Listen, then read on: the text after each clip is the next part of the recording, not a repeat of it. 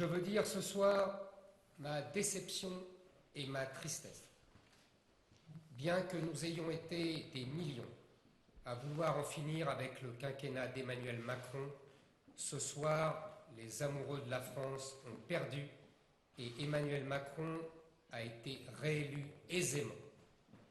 Il est le premier président à avoir été réélu sans sortir d'une période de cohabitation et alors même que sa personne faisait l'objet d'un rejet massif par nos compatriotes. Son duel avec Marine Le Pen était présenté comme la revanche de celui de 2017. Mais la revanche annoncée a tourné court. Cela fait trop longtemps que ceux qui aiment passionnément la France sont vaincus. Cela fait trop longtemps que ceux qui veulent défendre son identité et mettre un terme à l'immigration sont amèrement déçus un soir d'élection. Hélas, hélas, hélas, c'est la 8e fois que la défaite frappe le nom de Le Pen. Je voyais cette défaite venir depuis des années et ce n'est vraiment pas de gaieté de cœur que je l'annonçais. J'ai fait ce que j'ai pu pour éviter ce résultat. Je me suis engagé pour cela. Je n'y suis pas parvenu. En appelant sans tergiverser, dès le soir du premier tour, à voter pour Marine Le Pen, je priais encore pour me tromper.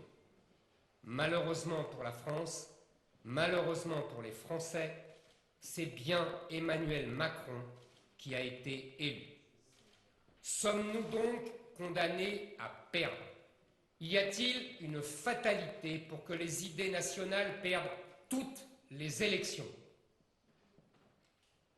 Alors qu'une majorité de notre peuple souhaite ardemment que la France reste la France. Non. Je veux dire ce soir qu'il n'y a pas de fatalité. Nous avons des raisons d'espérer. Notre parti, Reconquête, est fort de cette jeunesse, cette belle jeunesse militante et si enthousiaste.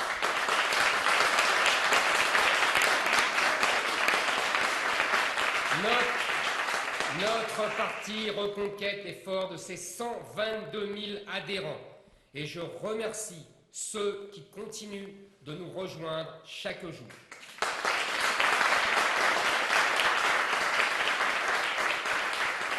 Il est fort de ses milliers de cadres partout en France, fort de ses talents, de sa créativité, de ses compétences. Nous serons donc à la pointe du combat pour lutter pied à pied contre l'œuvre de déconstruction de notre pays menée par Emmanuel Macron. Nous combattrons pour nos idées dans chaque ville et dans chaque village de France, sur Internet et dans les médias.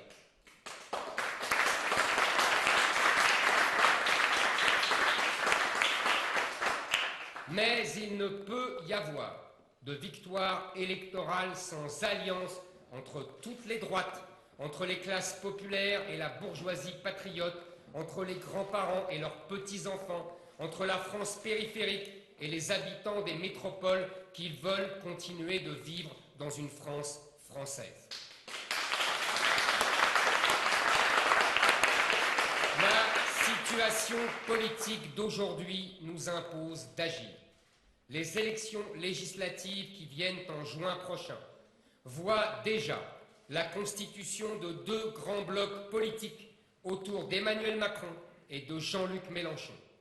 2 blocs, l'un macroniste, l'autre islamo-gauchiste.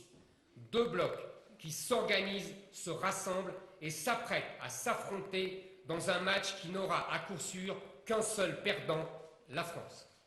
Le camp national serait-il donc le seul à ne pas être capable de s'unir?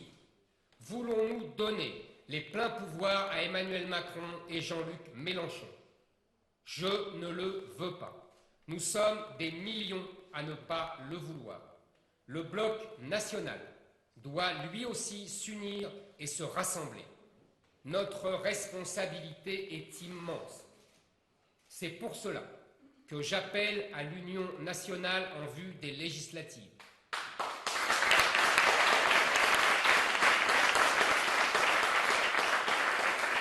Nous devons oublier nos querelles et unir nos forces. C'est possible, c'est indispensable, c'est notre devoir.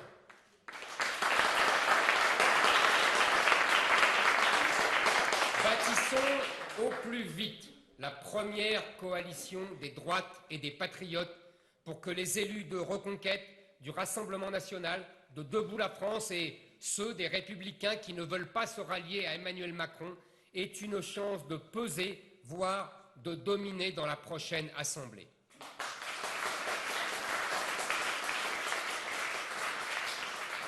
Notre coalition n'est pas une option, elle est une nécessité, elle est un devoir. Nous avons un pays à reconquérir. L'union fait la force. Notre coalition doit faire la France. Vive la République et surtout, vive la France.